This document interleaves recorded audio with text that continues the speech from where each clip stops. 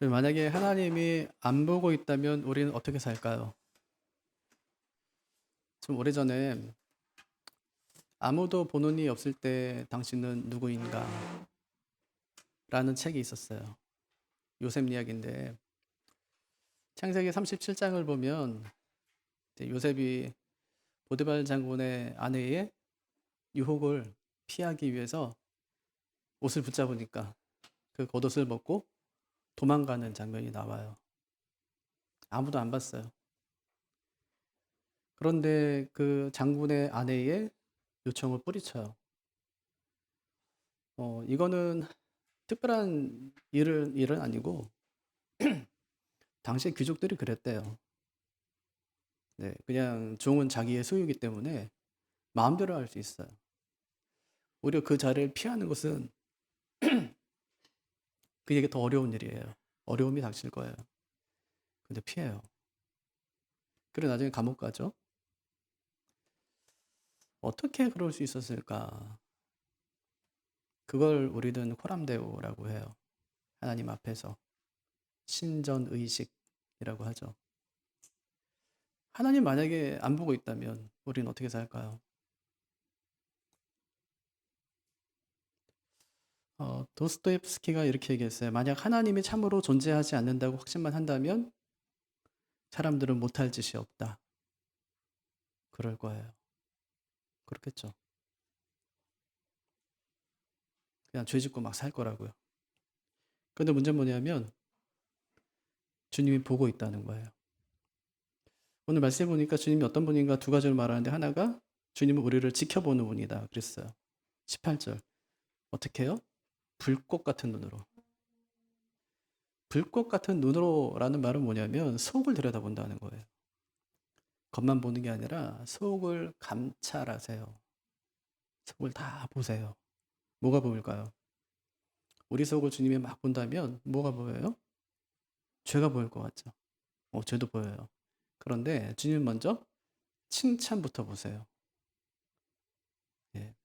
일곱 교회 이야기하면서 이 일정한 패턴이 있다고 말씀드렸죠. 칭찬을 먼저 얘기하고, 두 번째 책망할 것을 이야기하고, 세 번째 회개할 것을 요청하고, 네 번째 거기에 따른 상급, 복을 말씀하세요. 근데 주님께서 보세요. 불꽃 같은 눈으로 보세요. 내면을 감찰하세요. 봤더니 칭찬할 게 보여요. 그게 19절이에요. 내가 내 사업과 사랑과 믿음과 섬김과 인내를 아노니 내 나중 행위가 처음 것보다 많도다. 진짜 최고의 칭찬이에요. 네가 교회에서 하는 사업, 사랑, 믿음, 섬김, 인내, 환란으로부터 인내. 내가 안다. 예. 근데 그게 어떻다는 거냐면 처음보다 나중이 더 커요. 가면 갈수록 잘하는구나. 엄청난 칭찬이죠. 칭찬만 하는 게 아니라 책망도 해요. 20절. 책망할 게 보이는데 20절 자칭 선지자라 하는 여자 이세벨을 용납함이니 이세벨을 용납했대요. 그래서 어떻게 하겠다는 거예요? 23절 나는 사람의 뜻과 마음을 살피는 자인 줄 알지라. 이게 불꽃 같은 눈이에요. 그래서 어떻게 한대요? 내가 너희 각 사람의 행위대로 갚아주리라. 유진 피터슨의 메시 성경을 보면 이렇게 번역해놨어요. 내가 겉모습에 감동받지 않는다는 것을 온 교회가 알게 될 것이다. 그러니까 두 아들에게 뭐 잘했다고요? 사업 잘했어요. 교회 사는 사업 잘했어요. 뭐 비즈니스는 아니고요. 하여튼 교회가 막 역동적으로 일어나는 거예요. 막 잘했어요. 또 뭐 잘해요? 사랑하는 일, 믿음을 갖는 일, 섬기는 일, 환난으로부터 인내 잘했어요. 모든 교회가 봤을 때 어때요? 야, 진짜 저 교회는 다르구나 생각했어요. 근데 주님께서는 내 겉모습에 감동받지 않는다는 것을 온 교회가 알게 될 것이다. 라는 마음속을 꿰뚫어 보며 영문판에 보면 우리 마음을 엑스레이로 본다고 써 있어요. 엑스레이로 보시는 거예요, 우리 마음을. 그랬더니 어때요? 내가 자초한 일을 내가 반드시 당하도록 만들겠다. 그랬어요. 네가 한 일을 네가 반드시 그 결과에 대한 책임을 지게 내가 만들겠다.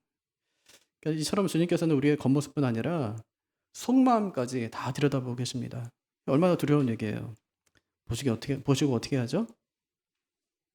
네, 보시고 어떻게 한대요? 그냥 보시고 그냥 그렇구나 하고 지나가는 게 아니라 심판하세요. 그러니까 두 번째는 주님의 모습이 주님의 발이 빛난 주석과 같다 그렇게 말씀하죠. 빛난 주석 같다. 이게 이제 다니엘서 10장에 나타나는 주님의 모습과도 같은데 마치 용광로에서 정련된 그 불같은 발, 그 불같은 발로 두아데라 교회를 어떻게 한대요? 짓밟겠다는 말이에요. 에베소 교회는 처음 사랑을 버렸어요. 주님께서 하시는 말씀이 내가 촛대를 옮기겠대요. 교회 문 닫겠다 이런 얘기예요. 주님은 도무지 또 망설임이 없어요. 노아 홍수 때 한번 기억해 보세요. 하나님께서 망설이셨는지 망설이지 않아요. 노아의 식구 8명을 남겨놓고 온 세상을 지면에서 싹 쓸어버리세요. 망설이지 않으세요. 교회를 향해서 하시는 말씀이에요. 교회 부족한 게 있어요. 이세벨의 행위를 따른 거예요. 다른 거 다 잘해요. 겉으로 보기엔 좋아 보이지만 그 속에 신앙에 갉아먹고 있으니까 내가 그 교회 어떻게 하겠대요? 가서 다 밟아버릴 거야. 이렇게 주님께서 말씀하시는 겁니다. 그러니까 어떻게 해야 돼요? 오늘 말씀의 제목처럼 갈수록 더 잘하는 교회 돼야 돼요. 갈수록 더 잘하는 교회. 먼저 주님께서 두아데라 교회를 칭찬하는 것부터 살펴보겠습니다. 19절 보세요. 내가 내 사업과 사랑과 믿음과 섬김과 인내를 아노니 내 나중 행위가 처음 것보다 많도다.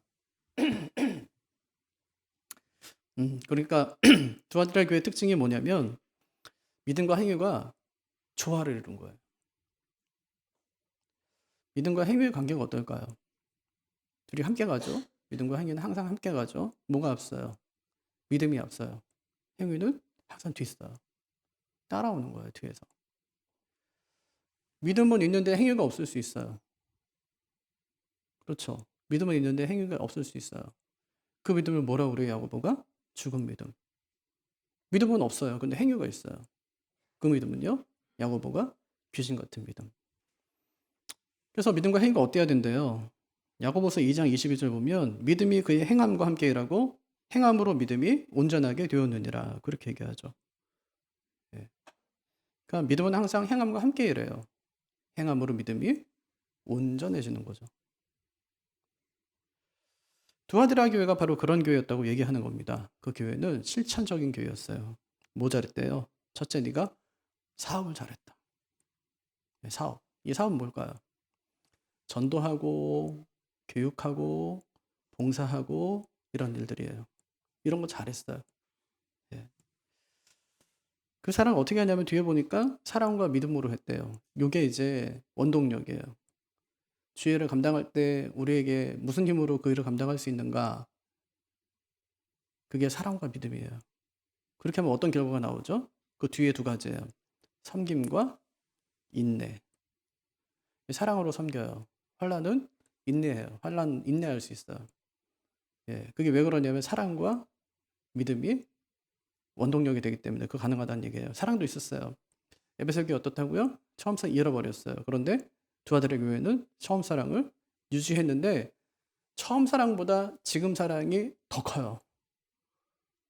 처음 사랑보다 지금 사랑이 더 크다 하고 칭찬받는 겁니다. 그것만 해도 대단하잖아요. 믿음도 있었어요. 추상적인 믿음이 아니라 실천적인 믿음. 그 결과가 그 다음에 나타나는데 섬김과 인내가 있었다. 그렇게 이야기하죠. 섬김은 가난한 사람을 돕는 거고요. 인내는 예수님만 바라보면서 세상의 고난을 다 참아내는 겁니다. 근데 중요한 것은 네 나중 행위가 처음 것보다 많다. 그러니까 그 교회는 어떤 교회예요?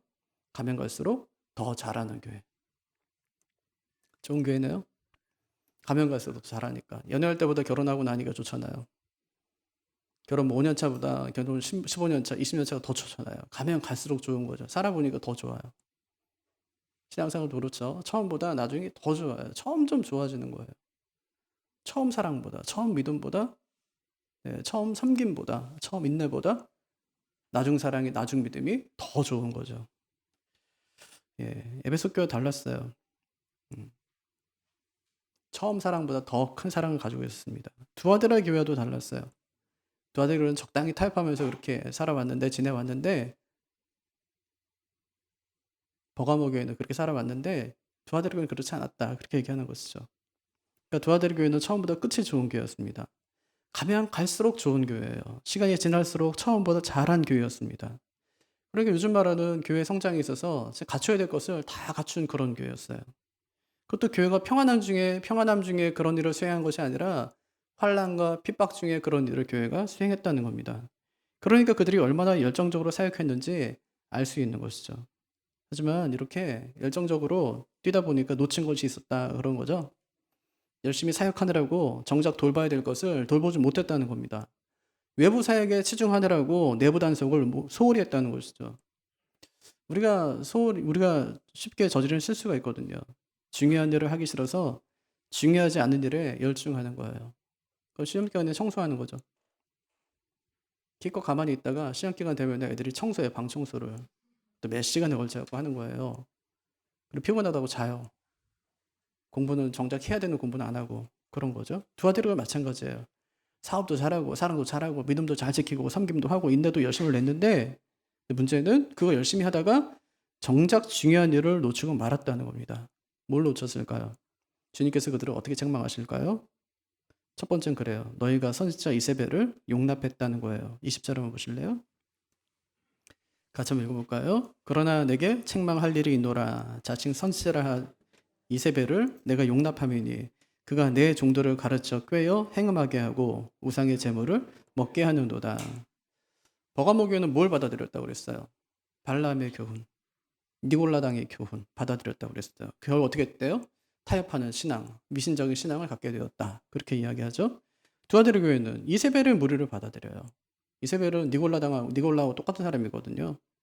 그러니까 에베소 교회는 니골라의 교훈을 이겨냈다고 칭찬 듣죠.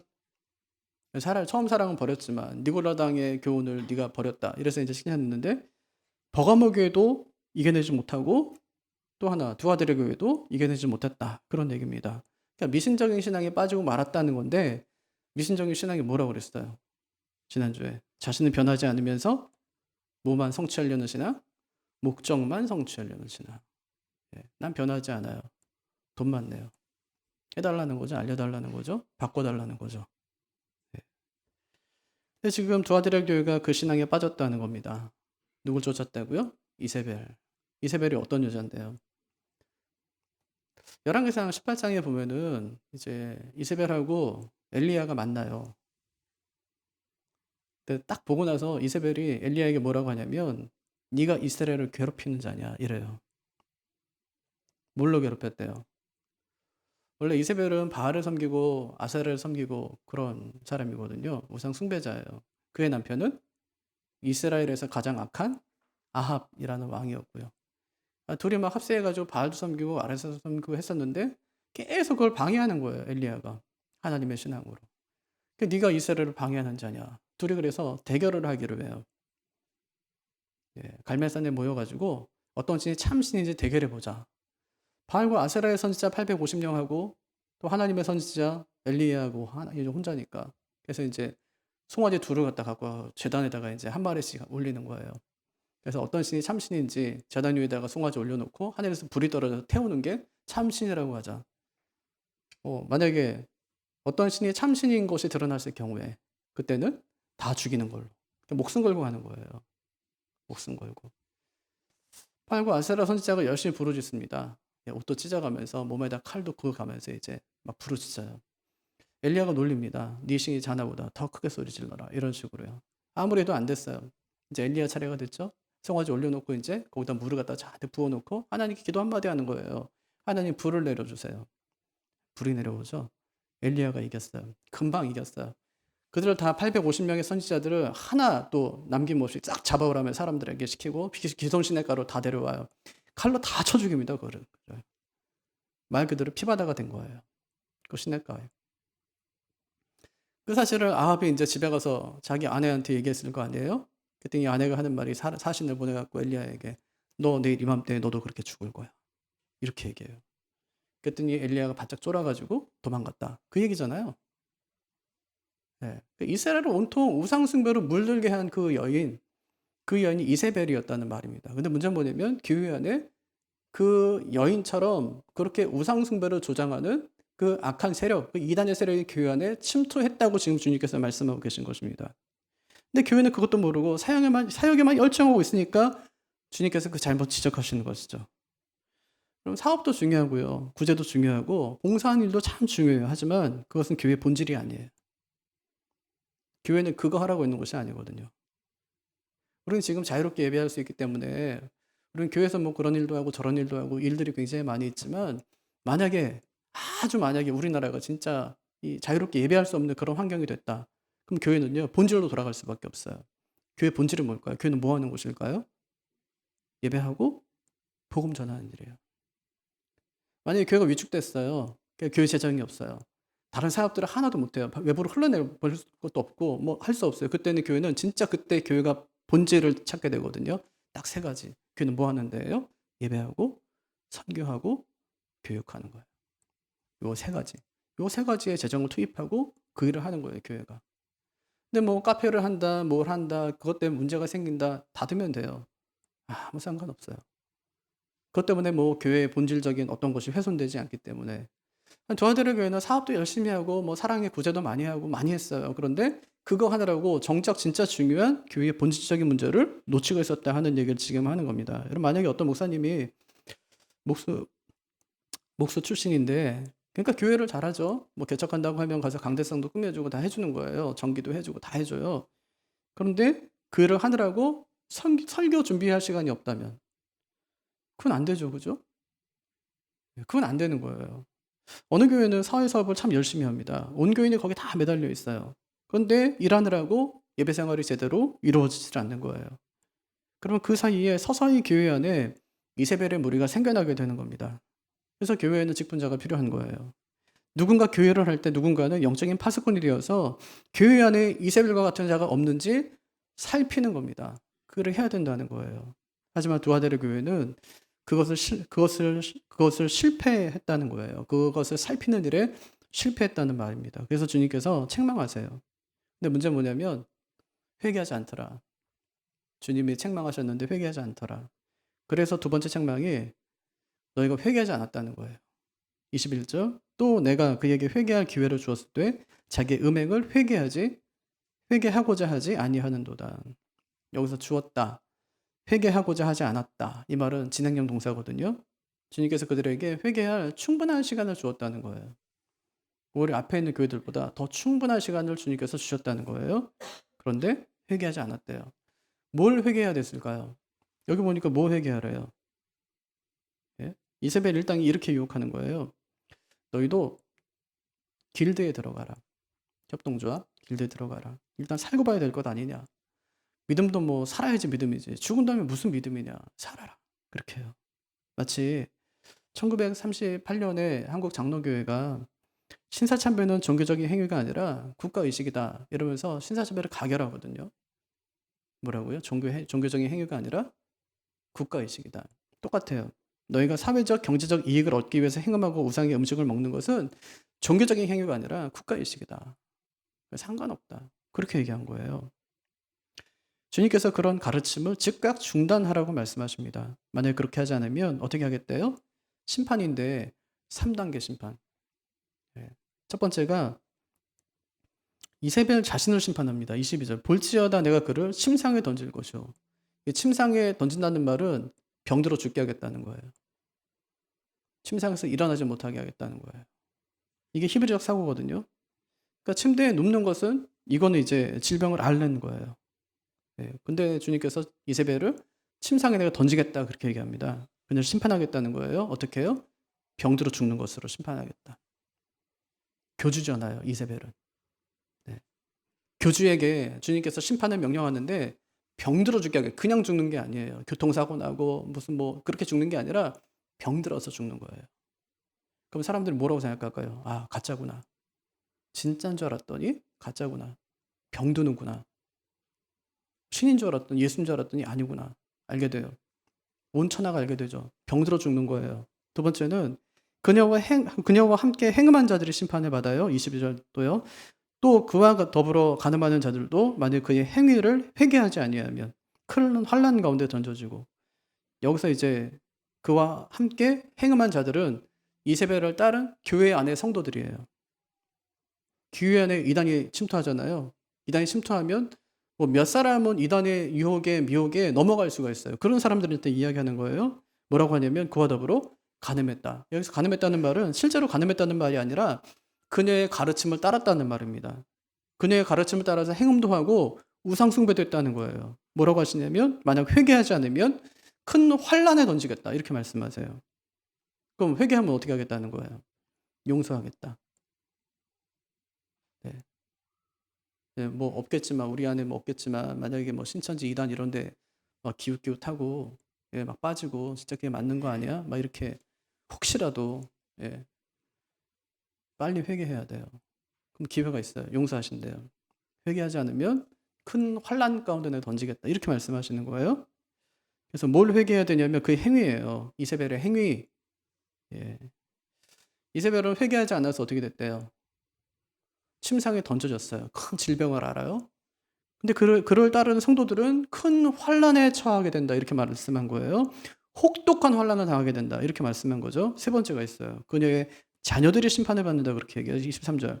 또 내가 사망으로 그의 자녀들을 죽이리니. 여기서 그의 자녀들은 그들의 자녀가 아니에요. 실제적인 자녀가 아니에요. 뭐 이세벨과 뭐 그 성도들의 자녀를 말하는 게 아니라 이세벨의 가르침을 받은 핵심적인 제자 그룹을 말해요. 이만희가 교회 안 다녀요. 그거 아시죠? 그죠? 신천지 교주 그 이만희가 교회마다 다니면서 막 미혹하지 않는다고. 누가 다니냐면 그의 핵심 제자들이에요. 그들을 심판하겠다는 거예요. 그럼 어떻게 심판하냐면 뭐래요? 사망으로. 죽인대요, 그거는. 근데 회개 기회를 주지 않아요, 그들에게는. 왜 그럴까요? 교회를 어지럽히니까. 교회를 혼란스럽게 하기 때문에 그 죄는 그 심판은 아주 크다는 것을 말씀해 주고 있는 것이죠. 그러니까 주님께서 그들을 어떻게 심판하신대요?